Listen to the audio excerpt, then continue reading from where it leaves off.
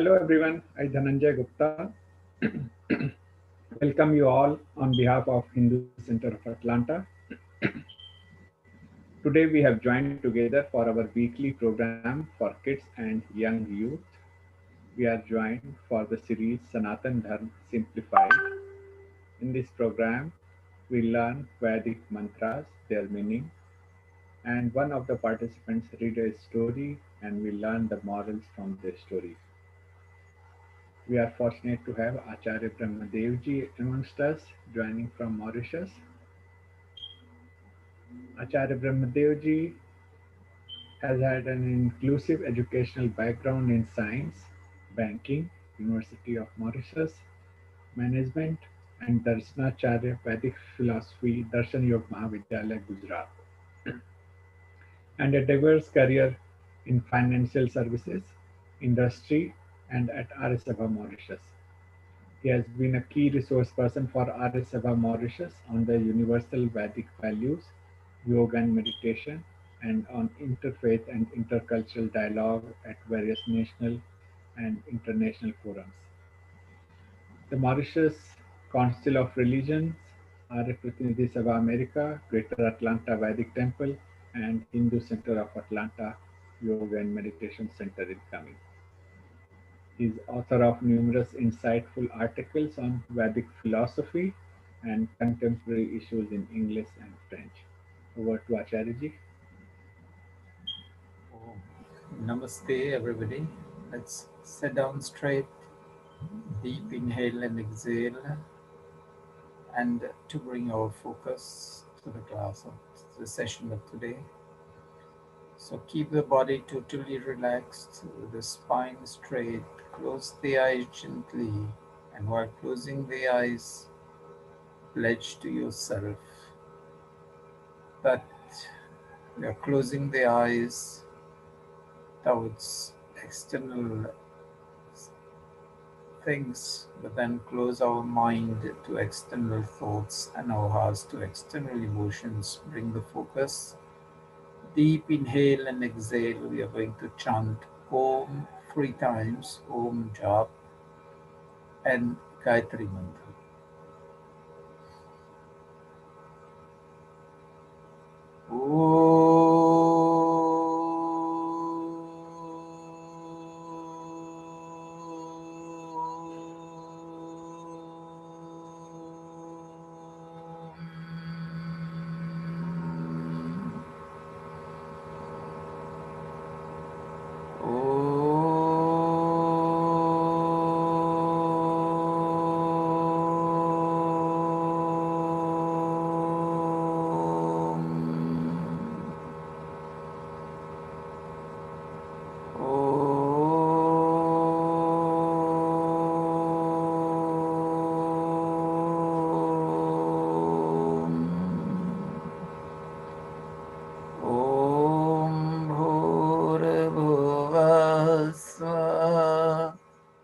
Tsavitarvarenyam Bhargo Devasya Dhimahi Dhiyo Yona Prachodayat. Chanting Gayatri Mantra, only lips movement, and listen to the sound between your lips.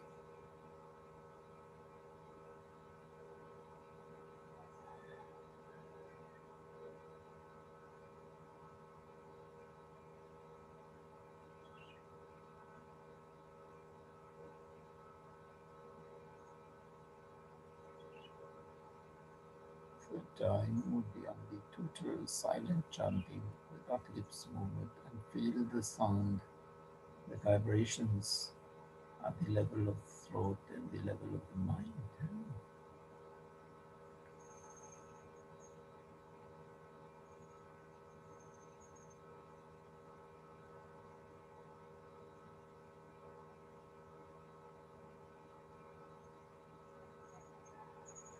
Join the palms together, gently rub them and cover the eyes, transfer the energy to the eyes, opening the eyes slowly, gradually below the palms, and relaxing the facial muscles.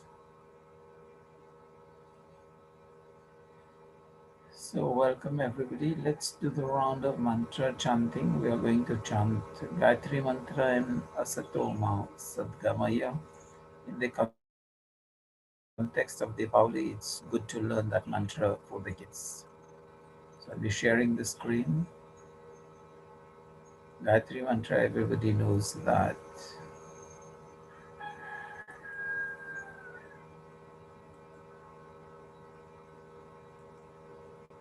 So, let's do the rounds with the kids.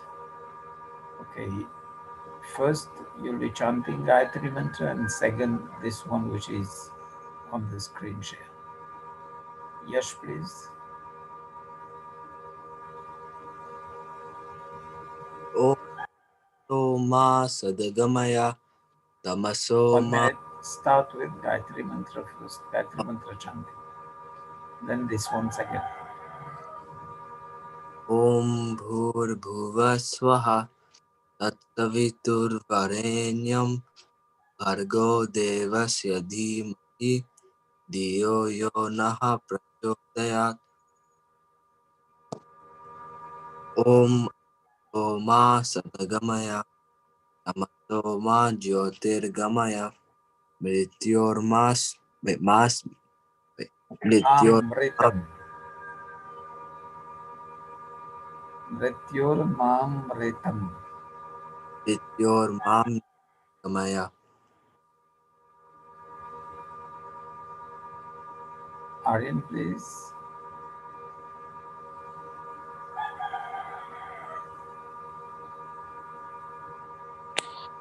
Om Om Bhurbhuva Swaha Tatsaviturbrenam Bhargo Devasya Dhimahi Yo Yo Nah Prachodayat. This one. Screen. The mantra on the screen share. I can't see it.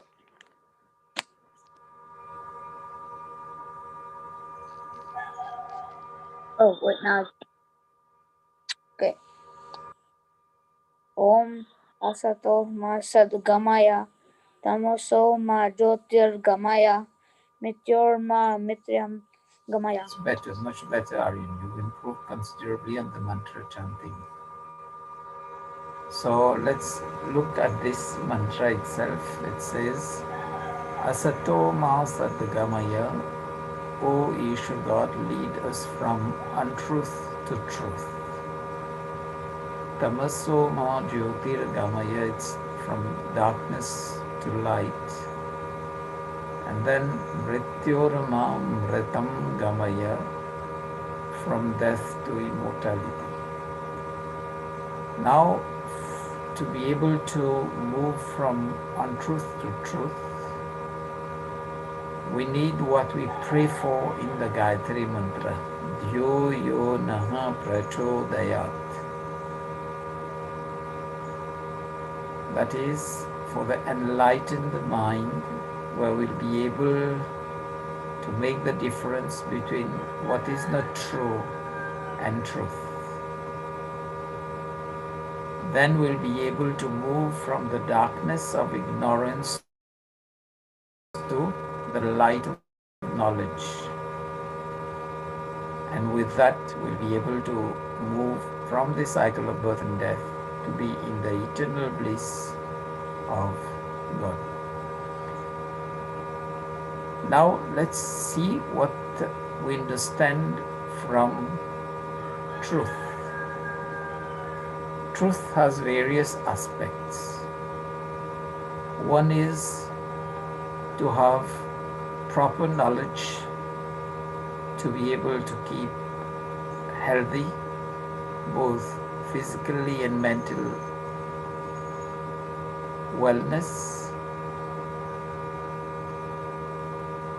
We need also to be ethical in our life with living values, which we covered previously when we were studying Dharma, patience, truth, non-stealing, non-accumulation of thoughts and material things, etc., etc. Then when we say light, light is also physical light, but physical light we get it. After every night there is the sunrise. That is the process. And fortunately, man has been able to master energy, and we have electricity, we have other forms of light, like using solar energy. That is the physical light. But how do we shine in our life is by the way we live, by the way we do things, by the way we react towards others. This is what makes us shine in life. Otherwise, if we go on the negative trend, that is going to be the darkness in our life. And when we adopt positivity, that will be enlightenment. So it's good to understand that this prayer is not only meant for one day to be sung for Diwali. This prayer is to be implemented in daily life. So anybody has a story for today? Yash, Aryan?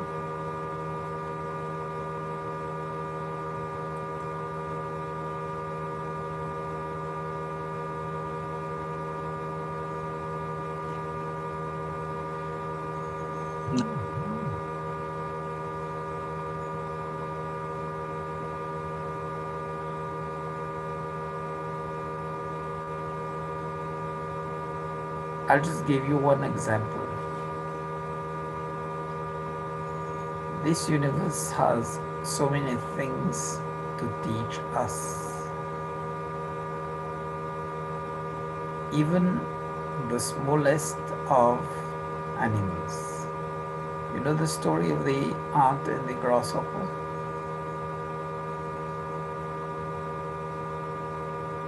Aryan, Yash?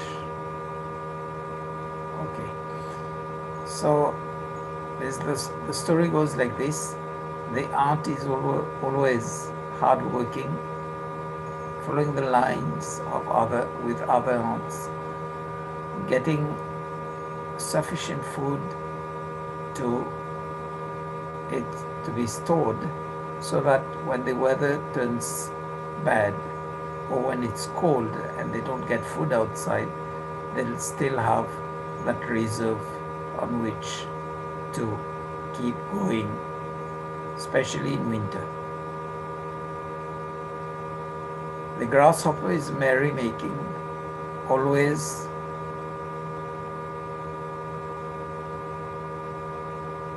picking up, laughing at the hard-working ant, and says, "You are always hard-working, just too like me, merrymaking." And when comes winter, when there is no food outside, then the grasshopper feels cold, has no place to live because it didn't build its own place to live, and no food also. And it goes to the ant, asks for help, asks for food. And the ant says, "When I was working, you were making gimmicks and you were laughing at my hard work. Now you have to bear the brunt of nature." And eventually the grasshopper died and the ant lived well over the harsh times, winter where there was no food outside and it was cold, but it still had a place to live and had food as a reserve. So that shows to us in our life that we still have to strive for a better life, and hard work eventually will pay, if not immediately, but with time, in the short, medium and long term, we'll be happy with our own hard work. So we should never, never be discouraged. Coming back to this mantra, anybody can tell me what do we do during Diwali?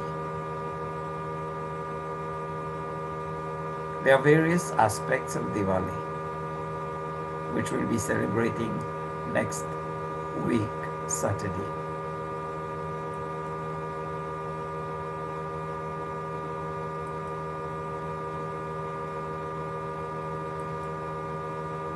Diwali has various aspects. One is the social aspect. Social aspect in the sense that we share, we meet friends and relatives, share sweets, share good times and good memories. It's social bonding. On the physical level, we clean our house, declutter things that we don't need, make room so that we have more free space, etc.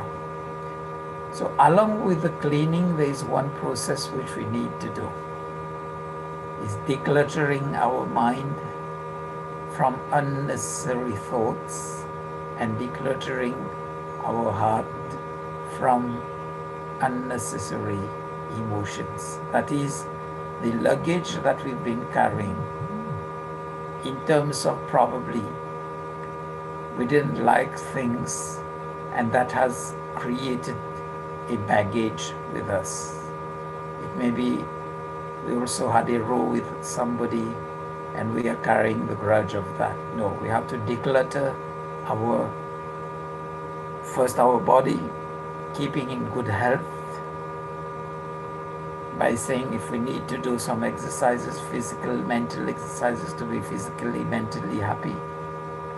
Then also declutter the things that we don't need, we are carrying over in our mind, so that we'll be happy by reducing the stress and getting enough time to care for ourselves.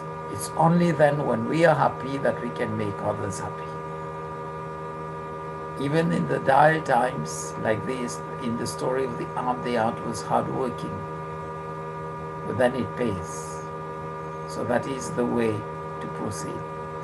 Then there is a series of rituals, prayers, ceremonies, etc. that enables us to connect to our culture, to our cultural heritage. That is also an essential part, because our cultural heritage gives us the sense of identity and the sense of belonging to a rich and the oldest culture of this world. There's also the scientific aspect behind the rituals, like when we do Havan.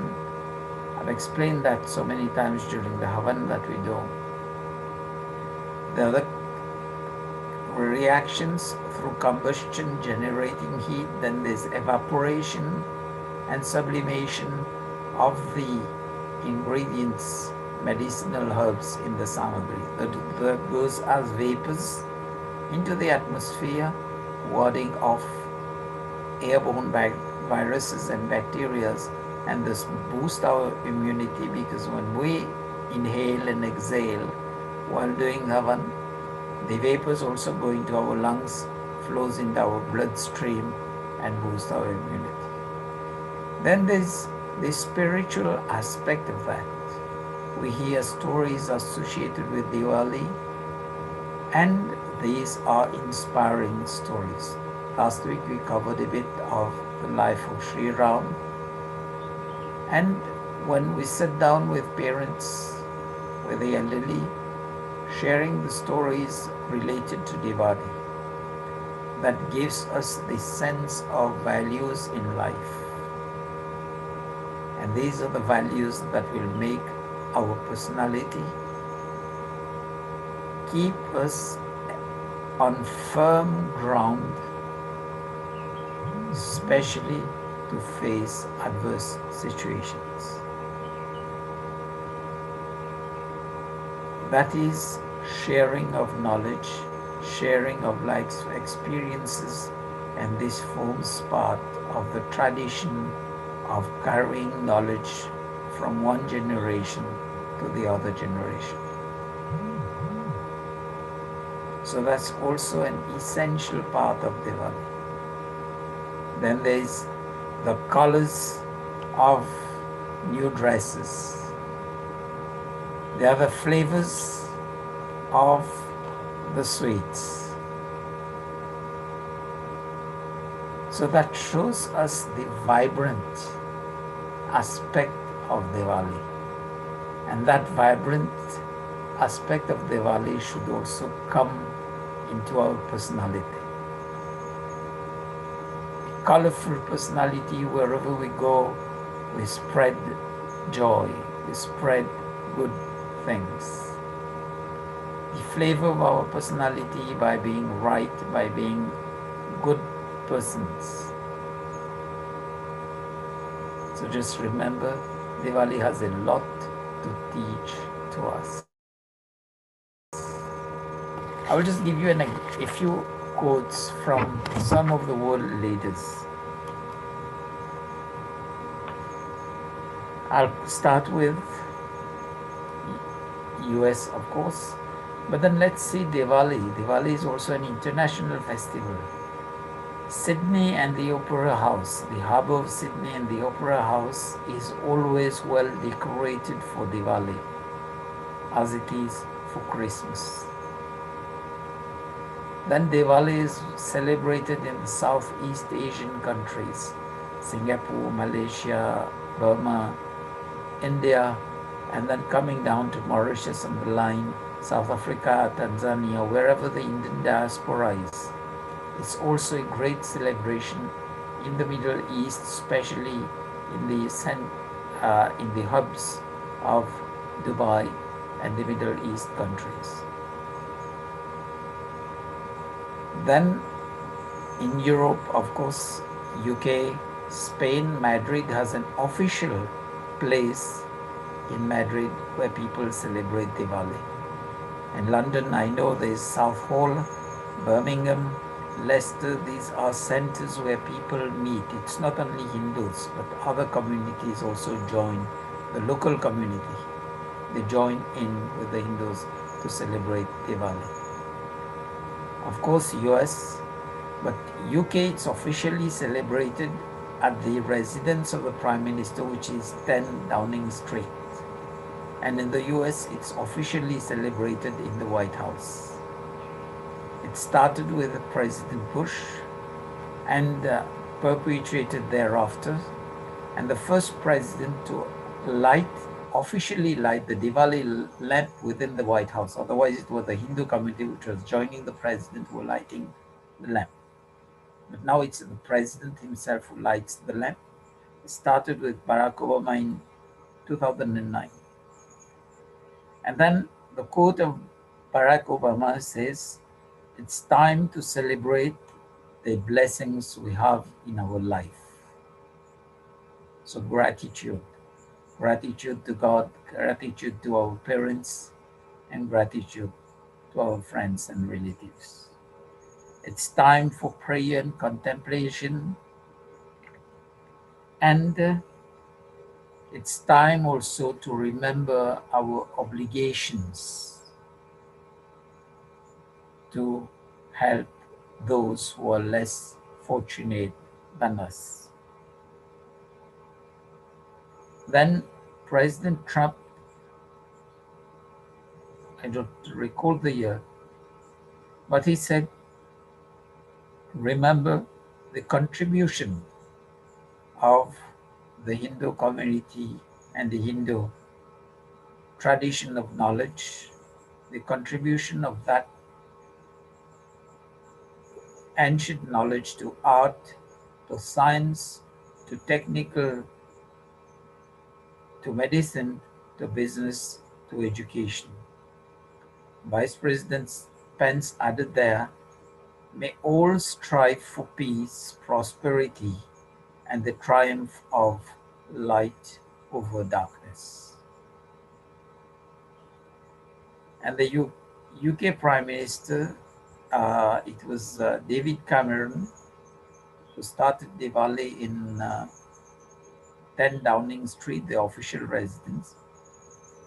He said Diwali is the light of knowledge, which conquers darkness and ignorance. Then there was the former Prime Minister again, Theresa May, which says Diwali celebrates the values and freedom. Goodwill, triumph over evil, hope over despair, and light over darkness.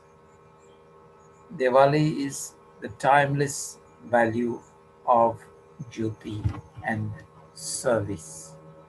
So all these people are pointing to that culture. It's time to socialize, to consolidate our social bonding, and starts with the family, with the friends and relatives.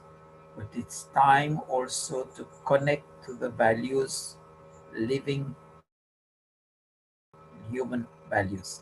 And the eternal living by human values is in Dharma, which we are studying within these sessions. I just hope I've been able to provide you some insight, a whole picture of Diwali, and wish you all well in the preparations for this festival, the festival of light, and brighten up your life. Any questions? Okay, so let's sit down with one Om jap and leave Dhananjay ji to do the closing. Deep inhale.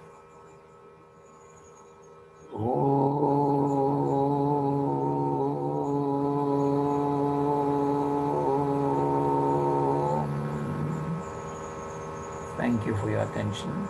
Namaste ji. Dhananjay ji for the closing.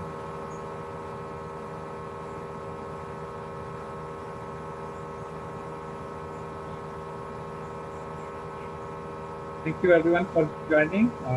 We will not have the weekly satsang tomorrow. In place of tomorrow, we will have okay.